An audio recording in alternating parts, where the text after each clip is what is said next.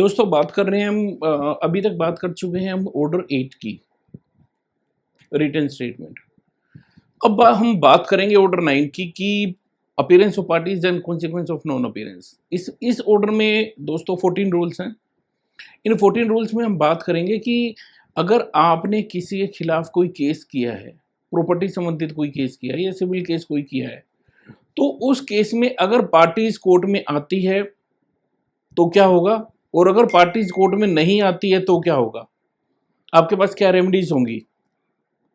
और civil procedure code के अनुसार यानी हमारे भारतीय कानून के अनुसार, सिविल लॉ के अनुसार इन पार्टीज के पास क्या राइट होंगे और क्या नहीं होंगे वो देखते हैं। देखिए, तो पहला रूल है कि parties to appear on day fixed in summons for defendant to appear and answer. पहला रूल ये है कि जो पार्टीज के लिए दिन फिक्स किया गया है उस दिन क्या होगा।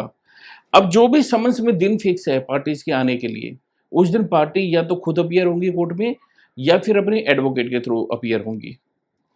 और अगर मान लो जिस दिन वो अपीयर होती हैं, अगर उस दिन कोर्ट ने नेक्स्ट डेट दे दी तो वो नेक्स्ट डेट को अपीयर होंगी, उस दिन नहीं होंगी। Rule 1। Rule 2, dismissal of suit where summons not served in consequence of plaintiff to failure to pay cost. Rule 2 क्या कह रहा है दोस्तों? रूल 2 सिर्फ ये कह रहा है कि जहां पर जिस दिन आपको समन सर्व होने थे वो समन सर्व नहीं हो पाई। समन सर्व क्यों नहीं हो पाए? क्योंकि प्लेंटिफ जो था, प्लेंटिफ ने समन्स की कॉपी या प्रोसेस फी या फिर कोई पोस्टल चार्जेस जो ऑर्डर 7 रूल 9 के अनुसार उसको जमा कराने थे उसने जमा नहीं कराई। अगर ऐसे केसेस में कोर्ट को ये लगता है, कोर्ट को रिपोर्ट मिलती है कि प्लेंटिफ की गलती की वजह से डिफेंडेंट को समन की सर्विस नहीं हुई और उसने समन्स की कॉपी या प्लेंट की कॉपी या पोस्टल चार्जेस ये कोर्ट में जमा नहीं कराए, तो कोर्ट अब इस सूट को डिसमिस कर देगी इस ग्राउंड पर कि प्लेंटिफ ने कॉस्ट जमा नहीं कराई समन्स की सर्विस के लिए। आगे देखिए, अब क्या है, where neither party appears suit to be dismissed. अब कोर्ट ने दिन फिक्स किया डिफेंडेंट की अपीयरेंस का, पर ना तो प्लेंटिफ कोर्ट में आया ना डिफेंडेंट कोर्ट में आया, तो अब कोर्ट क्या करेगी? सूट को डिसमिस कर देगी। अब यहां पर क्या है दोस्तों, रूल 4 अप्लाई होता है। प्लेंटिफ ब्रिंग फ्रेश सूट और कोर्ट में रिस्टोर सूट टू फाइल। इसका मतलब क्या है रूल 4 का? रूल 4 में क्या लिखा हुआ है दोस्तों कि अगर प्लेंटिफ अगर चाहे तो अगर उसका सूट रूल 2 या रूल 3 में डिसमिस हुआ है। रूल 2 में क्यों डिसमिस हुआ? क्योंकि प्लेंटिफ ने कॉस्ट जमा नहीं कराई समन्स के लिए। और रूल 3 में क्यों सूट डिसमिस हुआ प्लेंटिफ का? क्योंकि कोई भी पार्टी अपीयर ही नहीं, प्लेंटिफ भी अपीयर नहीं हुआ कोर्ट में। तो रूल 4 में उसके पास राइट होगा कि या तो वो फ्रेश सूट फाइल कर सकता है, एक नया सूट फाइल कर सकता है, या फिर कोर्ट में एप्लीकेशन दे सकता है कि ये जो डिसमिसल का ऑर्डर है इसको सेटिस्फाइड कर दिया जाए। और इस सेटिस्फाइड के लिए वो एक प्रॉपर रीजन देगा कोर्ट को, एक रीजनेबल रीजन देगा कि इस रीजन की वजह से मैं कोर्ट में अपीयर नहीं हो पाया और इस जो डिसमिसल का ऑर्डर है इसको सेटिस्फाइड कर दिया जाए। आगे देखिए, dismissal of suit where plaintiff after summons return unserved fails for 7 days to apply for fresh summons. अब यहां पर क्या कह रहा है कि अब डिफेंडेंट जो था, डिफेंडेंट को समन्स की सर्विस नहीं हुई और कोर्ट को एक रिपोर्ट मिली कि डिफेंडेंट को समन्स की सर्विस नहीं हुई और प्लेंटिफ ने 7 दिन के अंदर अंदर एक एप्लीकेशन नहीं दी कोर्ट को कि फ्रेश समन्स इशू कर दिए जाए। तो अगर 7 दिन के अंदर अंदर, इसमें आपको डिफरेंस समझना होगा रूल 2 में और रूल 5 में। रूल 2 में इसलिए सूट डिसमिस हुआ क्योंकि उसने कॉस्ट जमा नहीं कराई। यहाँ पर 7 दिन के अंदर अंदर उसको फ्रेश समन्स की एप्लीकेशन देनी थी और समन्स दोबारा इशू कराने थे, मगर 7 दिन के अंदर अंदर उसने कोर्ट को एप्लीकेशन नहीं दी। अगर उसने 7 दिन के अंदर एप्लीकेशन नहीं दी तो भी उसका सूट डिसमिस हो जाएगा। और अगर कोर्ट को लगता है कि हाँ, अगर वो कोई रीजनेबल रीजन बताता है कोर्ट को कि भाई इस वजह से मैं ये एप्लीकेशन नहीं दे पाया, तो कोर्ट दोबारा समन्स को इशू करेगा और सूट को डिसमिस नहीं करेगा। और अगर वो इन रीजन के अलावा एक रीजन और बताता है कोर्ट को कि उसने बहुत कोशिश की डिफेंडेंट का पता लगाने के लिए कि डिफेंडेंट कहाँ रह रहा है, और या फिर डिफेंडेंट समन्स की सर्विस को अवॉइड कर रहा है, और या फिर उसके पास कोई और अदर सफिशिएंट रीजन है टाइम को एक्सटेंड कराने के लिए, तो इन केसेस में कोर्ट सूट को डिसमिस नहीं करेगा, उसको दोबारा टाइम देगा और समन्स की दोबारा सर्विस कर देगा। और इस तरह के केस में अगर उसका केस रूल 5 में डिसमिस हुआ है तो भी प्लेंटिफ के पास एक राइट होगा, वो प्रिक्लूड नहीं होगा कि फ्रेश सूट फाइल ना कर सके। तो यानी आप एक बात समझिए, रूल 4 में भी उसके पास राइट होगा कि वो फ्रेश सूट फाइल कर सकता है, या कोर्ट के पास भी पावर होगी, वो रिस्टोर भी कर सकता है सूट को एप्लीकेशन पर प्लेंटिफ की। और रूल 5 में भी लिमिटेशन अगर उसकी बची हुई है, सपोज 1 साल के अंदर उसे सूट फाइल करना था, 11 महीने में उसका सूट डिसमिस हो गया, अभी 1 महीना है उसके पास, 1 महीने में दोबारा वो सूट को फ्रेशली फाइल कर सकता है, दोबारा से फाइल कर सकता है।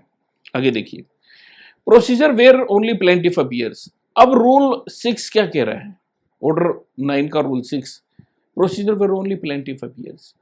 अब यहाँ पर क्या है कि सिर्फ प्लेंटिफ अपीयर हुआ कोर्ट में, और कोर्ट ने डेट लगा रखी थी डिफेंडेंट के आने की, डिफेंडेंट आया नहीं है कोर्ट में। तो अब कोर्ट को 2-3 चीजें देखनी है कि इसको समझ की सर्विस हुई है या नहीं हुई। अगर समझ की सर्विस अगर हो गई तो कोर्ट ये मान लेगी कि वो जानबूझकर नहीं आ रहा है, अब सूट को एक्स पार्टी सुनेगा कोर्ट। और अगर उसको लगेगा जज को या कोर्ट को कि समन्स की सर्विस ही नहीं हुई तो दोबारा समन्स इश्यू कर देगा। तीसरा, अब कोर्ट को क्या कंसिडर करना है, तीसरा पॉइंट ये कंसिडर करना है कि अगर कोर्ट को यह लगता है कि समन्स की सर्विस तो हुई है मगर डिफेंडेंट को प्रॉपर टाइम नहीं मिला है, सफिशिएंट टाइम नहीं मिला कोर्ट में आने के लिए, तो वो क्या करेगा, इसका नोटिस डिफेंडेंट को दे देगा, समन्स इश्यू नहीं करेगा, इसका नोटिस डिफेंडेंट को दे देगा और एक दूसरी तारीख कोर्ट इन दोनों पार्टीज को दे देगी अपीयरेंस के लिए। और जहां पर अगर उसको लगता है कि प्लेंटिफ की गलती की वजह से समन्स की सर्विस नहीं है तो वो इसकी एडजर्नमेंट की जो कॉस्ट है, पोस्टपोनमेंट की जो कॉस्ट है, वो प्लेंटिफ पर लगा देगा। अब आगे देखिए, rule 7, procedure where defendant only appears and assigns good cause for his previous non appearance. अब इसका मतलब क्या है कि डिफेंडेंट आया उस तारीख पर, अगली तारीख पर, प्लेंटिफ नहीं आया, रूल 7 की बात कर रहे हैं कि डिफेंडेंट कोर्ट में आता है और अपना रीजन बताता है कि पिछली तारीख पर मैं क्यों नहीं आ पाया, और प्लेंटिफ अगर नहीं आया तो कोर्ट क्या करेगी, उसका सूट डिसमिस कर देगी प्लेंटिफ का। पर अगर डिफेंडेंट आकर यह बताता है कि उसका सूट एक्स पार्टी हर्ड ना किया जाए, किसी सफिशिएंट रीजन की वजह से वो कोर्ट में नहीं आ पाया, तो कोर्ट उसको कॉस्ट लगाकर उसका सूट को दोबारा से सुनेगी, उसको एक्स पार्टी हर्ड नहीं करेगी। आगे देखिए, रूल 8 की बात करें, procedure where only defendant appears. अब यहां पर क्या कह रहे हैं कि अगर सिर्फ डिफेंडेंट कोर्ट में आता है, प्लेंटिफ नहीं आता, अगर डिफेंडेंट कोर्ट में आता है तो कोर्ट इस सूट को डिसमिस कर देगी प्लेंटिफ के ना आने की वजह से। मगर अगर डिफेंडेंट आने के बाद में क्लेम को एडमिट कर लेता है कि नहीं 1 लाख रुपए का क्लेम था, मैं 50,000 को एडमिट करता हूं, तो 50,000 रुपए की जजमेंट और डिक्री कोर्ट कर देगी प्लेंटिफ की एब्सेंस में, और 50,000 जो बाकी बचा हुआ उसको वो छोड़ देगी। और ये जो बाकी बचा हुआ 50,000 है, इसके लिए प्लेंटिफ प्रिक्लूड हो जाएगा कि प्लेंटिफ अब इस बचे हुए अमाउंट के लिए सूट फाइल नहीं कर सकता। आगे देखिए, decree against plaintiff by default bars fresh suit. जहां पर सूट को पार्टली या होली डिसमिस कर दिया, क्योंकि प्लेंटिफ तो आया नहीं था, सिर्फ डिफेंडेंट आया था कोर्ट में, अगर प्लेंटिफ के ना आने की वजह से सूट को पार्टली या होली डिसमिस किया गया, पार्टली का मतलब यह है कि डिफेंडेंट ने उसका क्लेम एडमिट कर लिया, पार्टली एडमिट कर लिया कि नहीं 1 लाख नहीं, मुझे 50,000 रुपए देने हैं, तो पार्टली एडमिट कर लिया, तो पार्टली जो 50,000 का था उसका क्लेम, 50% का जो क्लेम है उसको डिसमिस कर दिया। तो पार्टली या होली अगर डिसमिस हो गया प्लेंटिफ का सूट, तो वो प्रिक्लूड हो जाएगा कि वह फ्रेश सूट फाइल नहीं कर सकता इस मैटर के बारे में। पर वो कोर्ट में एक एप्लीकेशन दे सकता है कि इस जो ऑर्डर है, डिसमिसल का जो ऑर्डर है, इसको सेटिसाइड कर दिया जाए। और जब ये सूट को हियरिंग के लिए रखा जाएगा तो कोर्ट कॉस्ट वगैरह लगाकर इसको एक नया एडजमेंट दे देगा और एक नई तरीके से इस सूट को सुनेगा। मगर अब ये जो डिसमिसल के ऑर्डर को सेटिसाइड है, ये कोर्ट तब तक नहीं करेगा जब तक इसका नोटिस ऑपोजिट पार्टी को नहीं दे देगा कि किसी ने आपके खिलाफ एप्लीकेशन लगाई है डिसमिसल के ऑर्डर को सेटिसाइड करने के लिए। ये हो गया दोस्तों आपका रूल 9। रूल 10 में देखिए, procedure in case of non attendance of one और मोर ऑफ सेवरल प्लेंटिफ्स। अब क्या है कि बहुत सारे प्लेंटिफ है, कई बार हम देखते हैं कि इसमें कि 20-20, 25-25 प्लेंटिफ्स हैं और उनमें से कोई आ रहा है कोई नहीं आ रहा, अगर मान लो उन्होंने रिप्रेजेंटेटिव सूट है तो एक प्लेंटिफ ही काफ़ी है क्योंकि उन्होंने ऑथोराइज किया है उसको। मगर अगर 10 प्लेंटिफ हैं और 5 आ रहे हैं 5 नहीं आ रहे, ईजी में आसान में आप ये समझ लीजिए, तो इससे कोई फ़र्क नहीं पड़ेगा दोस्तों। अगर प्लेंटिफ कोई आ रहा है कोई नहीं आ रहा तो इससे कोई फ़र्क नहीं पड़ेगा। एक या एक से ज़्यादा प्लेंटिफ हैं तो कोर्ट जो प्लेंटिफ आ रहे हैं उनको परमिशन दे देगा कि वो सूट को ऐसे प्रोसीड कर सकते हैं कि जैसे सारे प्लेंटिफ आ रहे हैं, और जो ऑर्डर वो चाहे कोर्ट इस पर कर सकता है। यानी जजमेंट या डिग्री ऐसे ही प्रनाउंस होगी जैसे सभी प्लेंटिफ कोर्ट में अपीयर हुए हैं। आगे देखिए rule 11, procedure in case of non attendance of one और मोर ऑफ सेवरल डिफेंडेंट्स। अब क्या होगा कि अगर डिफेंडेंट 10 हैं हमारे पास और 5 ही डिफेंडेंट कोर्ट में आ रहे हैं तो क्या होगा। देखिए जहां पर एक डिफेंडेंट या एक से ज्यादा डिफेंडेंट है और उनमें से एक या एक से ज्यादा नहीं आ रहे, यानी 10 डिफेंडेंट है, 5 आ रहे हैं 5 नहीं आ रहे, तो कोर्ट क्या करेगा, इस सूट को चलाएगा, इस सूट को डिसमिस नहीं करेगा। इस कंडीशन में सूट को डिसमिस नहीं करेगा, पर जब वो जजमेंट करेगा तो ये जो नॉन अपीयरिंग डिफेंडेंट है इनके बारे में जो ऑर्डर चाहे कोर्ट पास कर सकती है। आगे देखिए consequence of non attendance without sufficient cause shown of party order to appear in person.